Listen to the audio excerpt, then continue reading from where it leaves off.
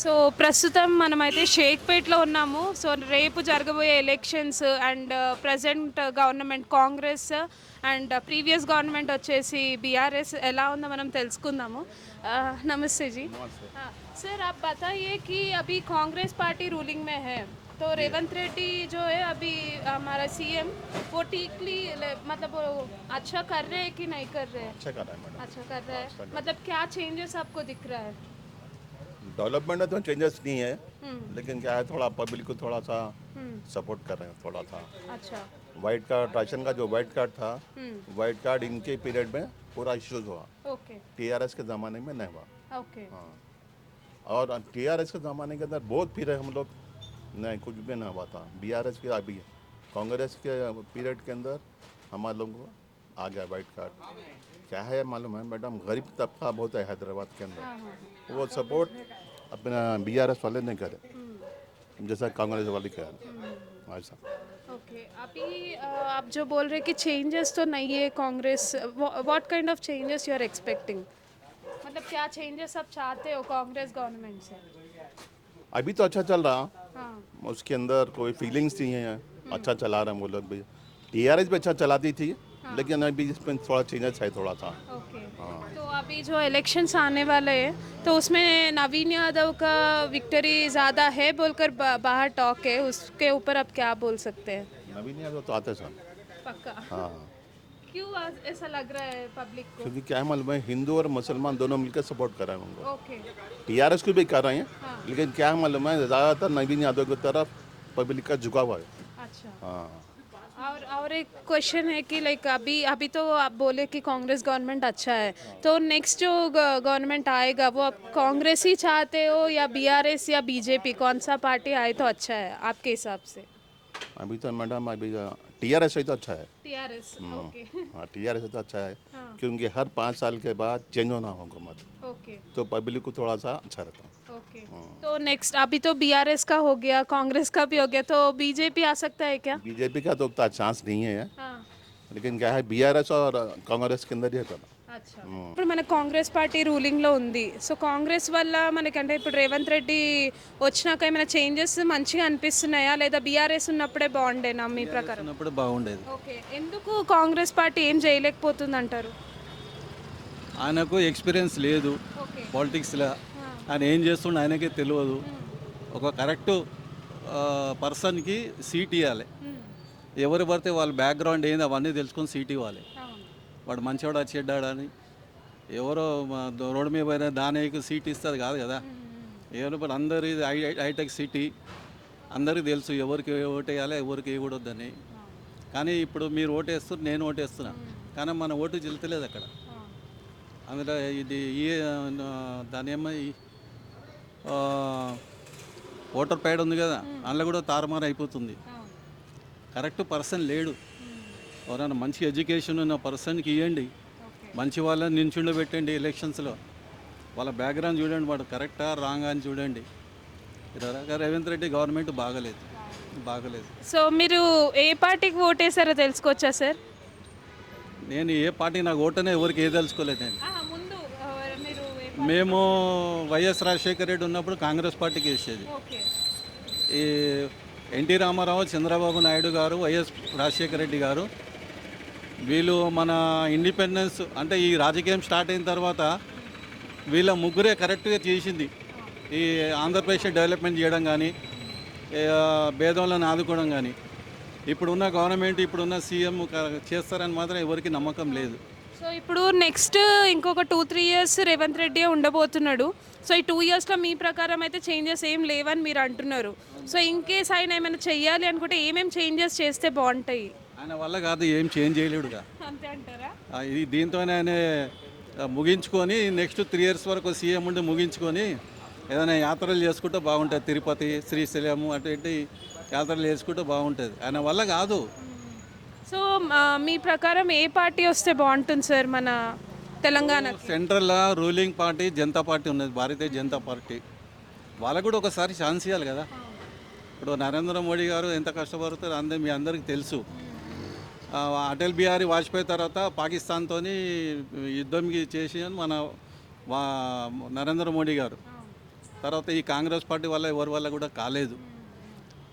అటల్ బిహారీ వాజ్పేయి ఉన్నప్పుడు మీకు తెలుసు, కార్గిల్ యుద్ధం జరిగినప్పుడు అక్కడ మన ఆర్మీ వాళ్ళు వెళ్ళి అక్కడ జెండా బాతేసి వచ్చినారు. ఇక్కడ ఒక చేంజెస్ రావాలని అనేది. కరప్షన్ ఎక్కువైపోయింది, డబ్బులు ఎక్కడ పోతుంది, కోట్ల లక్షల కోట్లు తెస్తున్నారు.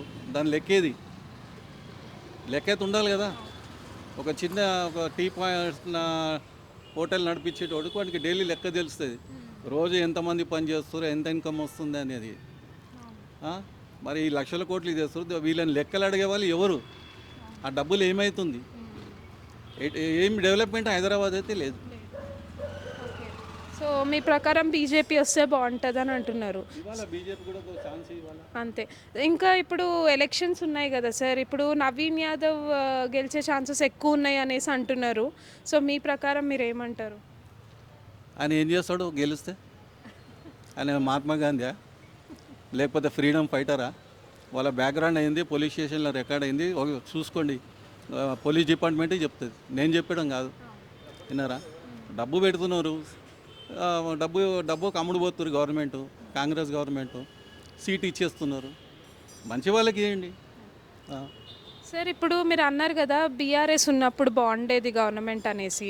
సో మరి మళ్ళీ బీఆర్ఎస్ ఎందుకు రాకూడదు, బీజేపీకి మనం ఎందుకు ఛాన్స్ ఇవ్వాలని అనుకుంటున్నారు? మీరు అన్నట్టు సెంట్రల్లో బీజేపీ ఇంపాక్ట్ ఉంది, బట్ స్టేట్ వైజ్గా చూసుకుంటే మీరు అన్నట్టు స్టార్టింగ్లో మనకి బీఆర్ఎస్ పార్టీ త్రూ చాలా మనకి చేంజెస్ ఉన్నాయని అన్నారు.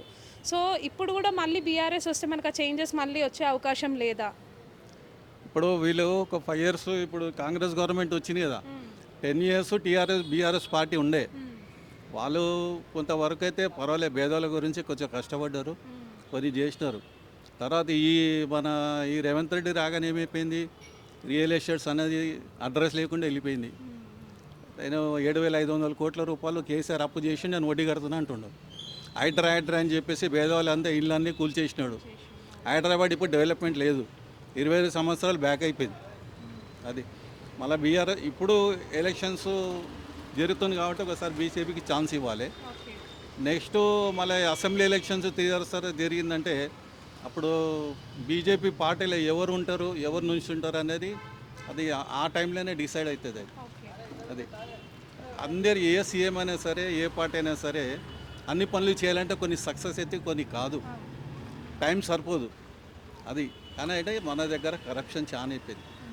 అది ఇప్పుడు ఒక కోటీశ్వరుడు ఉన్నాడు, అదే 200 రూపాయలు లీటర్ పెట్రోల్ అయినా వాళ్ళ బండ్ల పోసుకొని వెళ్తాడు, ఎక్కడ జాబ్కి వెళ్ళాలి అని చేస్తాడు. ఒక సామాన్యుడు కూడా అదే న్యాయము, అందరికి ఒకటే న్యాయం అంటే కాదు కదా. అది. నమస్కారం అండి, మీ పేరు? నా పేరు సంజయ్ గనాతే, నేను BJP OBC Morcha state vice president. Okay, నమస్కారం. సో ఇప్పుడు జూబ్లీస్ ఎలక్షన్స్ రాబోతుంది, సో మీరు ఎవరు గెలుస్తారని అనుకుంటున్నారు? అంటే మీ పార్టీ పరంగా సపోర్ట్ అని కాదు, జనరల్గా అడుగుతున్నాను. జనరల్గా భారతీయ జనతా పార్టీ గెలుస్తుంది. ఎందుకంటే మీరు ఈ కాంగ్రెస్ ప్రభుత్వం వచ్చినాక ఏ ఎలక్షన్ అయినా, ఎమ్మెల్సీ ఎలక్షన్లు అయినా, ఏ ఎలక్షన్లు అయినా కూడా బంపర్ మెజారిటీతో 2 ఎమ్మెల్సీలు గెలవడం జరిగింది. అది టీచర్స్ అయినా, గ్రాడ్యుయేట్స్ అయినా. ఎక్కడైతే టీచర్సు ఎలక్షన్స్ పార్టిసిపేట్ చేస్తారో అక్కడ విద్యావంతులు ఎక్కడైతే ఉంటారో అవి ప్రభుత్వాలు నిలబడతాయి. అట్లా మేము కూడా ఈ ఖచ్చితంగా జూబ్లీహిల్స్ ఎలక్షన్ మేము బంపర్ మెజార్టీతో గెలుస్తాం. ఓకే, నాకు ఇంకో క్వశ్చన్ ఏంటంటే ఇప్పుడు జనరల్గా ఫస్ట్ బీఆర్ఎస్ పార్టీ ఉంది, నెక్స్ట్ ఇప్పుడు రేవంత్ రెడ్డి గవర్నమెంట్ వచ్చింది, అండ్ ఫ్యూచర్లో బీజేపీ కూడా వచ్చే ఛాన్సెస్ ఉన్నాయి. సో మీ పరంగా ఈ 2 గవర్నమెంట్స్ ఏదైతే ఇప్పుడు రూలింగ్లో ఆల్రెడీ బీఆర్ఎస్ అయిపోయింది అండ్ ఇప్పుడు కాంగ్రెస్ ఉందో, సో రెండిట్లో మీకు ఏ గవర్నమెంట్ బెటర్గా పర్ఫామ్ చేస్తుంది అనిపిస్తుంది? 2 గవర్నమెంట్లు వేస్ట్. ఓకే, బీజేపీ గవర్నమెంట్ ఎక్కడైతే ఉన్నాయో దేశం మొత్తంలో ఆ రాష్ట్రాల్లో ఒక్కసారి భారతీయ జనతా పార్టీ వస్తే 20 ఏళ్ళ వరకు 4 terms వరకు కూడా ఆ రాష్ట్రాల్లో సీఎంలు ఉన్నారు. అలా చూసుకుంటే భారతీయ జనతా పార్టీ ఒక్కసారి తెలంగాణలో వస్తే అది మన 20 ఏళ్ళ వరకు పాతుకపోతుందని నేను చెప్తున్నాను. కరెక్ట్ అండి. సో ఇప్పుడు రేవంత్ రెడ్డి వల్ల ఏం ప్రయోజనం లేదంటారా? రేవంత్ రెడ్డి కొద్దిగా చెప్పిండు, ప్రజలను మోసం చేయడానికి మేము ఉన్నాం, వాళ్ళు మోసపోతానికి ఉన్నారు, వాళ్ళు మోసపోతానికే ఉన్నారు. మేము చెప్తాం, చాలా మాటలు చెప్తాం, మేము ఎన్నో వాగ్దానాలు చేస్తాం, అన్నీ చేస్తామా? మా దగ్గర డబ్బులు ఉండాలి కదా. ఆయన్నే చెప్పిండు కదా, నా దగ్గర డబ్బులు లేవు, నేను ఢిల్లీకి పోతే దొంగ లెక్క చూస్తున్నాను, నా చెప్పులు ఎక్కడికి వెళ్ళి ఎత్తుకోపోతారో అనే భయంతో నేను భయపడుకుంటున్నా ఢిల్లీకి పోతే నా పరిస్థితి ఉంది అని చెప్పింది. ఈ పరిస్థితి తేవడానికి కూడా ఆయన కారణం. గత ప్రభుత్వాలు 10 ఏళ్ళు కేసీఆర్ చేసిన కారణాల వల్లే తెలంగాణలో ఈరోజు లోటు బడ్జెట్లో ఉన్నాం. ఓకే, సో ఇప్పుడు నెక్స్ట్ 2 సంవత్సరాలు కూడా కాంగ్రెసే ఉండబోతుంది. సో వాళ్ళ నుంచి మీరు ఏం ఎవరు చేంజ్ చెప్పారు? కోరుకుంటున్నారు? కాంగ్రెస్ ఎక్కడ ఉంది? కాంగ్రెస్ ఎవరు చెప్పారు? కాంగ్రెస్ ఉందని లేలే. కాంగ్రెస్ ఏడుంది చెప్పండి. ఈ 2 సంవత్సరాలలోనే వాళ్ళు కొట్లాడుకుంటుర్రు, ఒకరికొకరిని గల్ల పట్టుకుంటుర్రు, ఒకరిని ఇజ్జత్ వాడు ఒకటి తీస్తుండు. చూస్తురు కదా, అది కుంభకోణాలు, ఆ పైసల గురించి కొట్లాటలు వీళ్ళు చూస్తురు కదా. అండ్ ఇంకోటి, ఇప్పుడు జనరల్ గా కేసీఆర్ ఉన్నప్పుడు చాలా పథకాలు ఉండేవి, ఇప్పుడు కాంగ్రెస్ వల్ల ఏ పథకాలు లేవు అనేసి అంటున్నారు. దాని మీద మీ ఒపీనియన్ ఏంటి? కేసీఆర్ ఇచ్చిన పథకాలన్నీ కూడా భారతీయ జనతా పార్టీ ఇచ్చిన పథకాలే. కేసీఆర్ ఇచ్చిన పథకాలలో నరేంద్ర మోదీ గారు బొమ్మ తీసేసి ఆయన బొమ్మ పెట్టుకొని నేను ఇస్తున్నా అని చెప్పుకుని పరిస్థితి తీసుకొచ్చిండు. జనాల్లో ఆక్రోషంతో ఉండి ఆయన ఓడగొట్టిండ్రు. ఆ ఓడగొట్టినప్పుడు కూడా ఆయనకన్నా ఎక్కువ ఇదెళ్ళిండి ఈయన. అంటే అదేమంటారు, పెంక మీదకి వెళ్ళి పొయ్యిలో పడినట్టు జనాల పరిస్థితి అయింది. సో ఇంకో క్వశ్చన్ ఏంటంటే, ఇప్పుడు మీరు అన్నట్టు కాంగ్రెస్ వల్ల ప్రయోజనం లేదు, బీఆర్ఎస్ వల్ల ప్రయోజనం లేదు, సో ఇన్ కేస్ బీజేపీ వచ్చింది, సో ఎలాంటి పథకాలు భారతీయ జనతా తీసుకొస్తారు? పార్టీ వస్తేనే డబల్ ఇంజన్ సర్కార్ అవుతుంది. ఎక్కడెక్కడ అభివృద్ధులు జరుగుతున్నాయో అక్కడక్కడ భారతీయ జనతా పార్టీ ప్రభుత్వాలలోనే డెవలప్మెంట్ జరుగుతుంది. కాశ్మీర్లో చూడండి డెవలప్మెంట్ ఉంది, అస్సాంలో చూడండి డెవలప్మెంట్ ఉంది, మీరు ఈశాన్య రాష్ట్రాలలో కూడా డెవలప్మెంట్ ఉంది. కానీ తెలంగాణలో రాకుండా చేస్తుంది. ఈసారి తెలంగాణలో ప్రజలు మా దిక్కు చూస్తున్నారు, భారతీయ జనతా పార్టీ దిక్కు చూస్తున్నారు. భారతీయ జనతా పార్టీకి ఓటేయాలని అనుకొని వాళ్ళు దృఢనిష్టతో ఉన్నారు. రేపు రాబోయే రోజుల్లో భారతీయ జనతా పార్టీ ప్రభుత్వం వస్తుంది, కాషాయ జెండా ఎగురుతుంది తెలంగాణలో. ఓకే, సో ఇంకో క్వశ్చన్ ఏంటంటే, ఇప్పుడు మీరు అన్నట్టు భారతీయ జనతా పార్టీలోనే మన జూబ్లీహిల్స్ ఎలక్షన్లో గెలిచినా కూడా, సో ఇప్పుడు జూబ్లీహిల్స్ అంటే అందరికీ కూడా రిచ్ ఏరియా అని అనుకుంటూ ఉంటారు. సో సామాన్య ప్రజలకు వాళ్ళు ఏం చేయగలరు? మీకు మాట చెప్తా, మైసూర్ పాక్ అంటారు, మైసూర్ ఉందా దాంట్లో? మైసూర్ బజ్జీ అంటారు, మైసూర్ బోండా అంటారు, దాంట్లో లేదు. అట్లే జూబ్లీహిల్స్లో కూడా జూబ్లీహిల్స్ లేదు, జూబ్లీహిల్స్ లేదు, ఆల్ నిల్స్. అయితే ఈ 10 సంవత్సరాల ఏదైతే టీఆర్ఎస్ గవర్నమెంట్లో ఉండే ఎవరైతే ఎమ్మెల్యే ఉన్నారో ఆయన నిర్వాహకము ఈరోజు జూబ్లీహిల్స్ ప్రజలందరూ కూడా మురికి నీళ్ళల్లో కాలు పెట్టుకుంటూనే పోవాల్సి వస్తుంది. అంటే డ్రైనేజ్లు కారుతూనే ఉన్నాయి, స్ట్రీట్ లైట్లు లేవు, కొన్ని ఏరియాలో బస్సులు లేవు. మేము ఎక్కడెక్కడ పోతున్నామో అక్కడ ప్రజలు మమ్మల్ని బాగా, వాళ్ళు ఎంత ఇబ్బందులు ఉన్నారో అన్ని విషయాలు మాకు చెప్పడం జరిగింది. మేము ఒక్కొక్క విషయాన్ని మీద అధ్యయనం చేసి రేపు రాబోయే రోజుల్లో మా ప్రభుత్వం తీసుకొచ్చినప్పుడు, ప్రభుత్వం కాదు మేము ఈరోజు ఏదైతే దీపక్ రెడ్డి గారు గెలవంగానే మేము అన్ని పనులు చేయాలని దృష్టితో ఉన్నాం. ఓకే, థ్యాంక్ యూ అండి.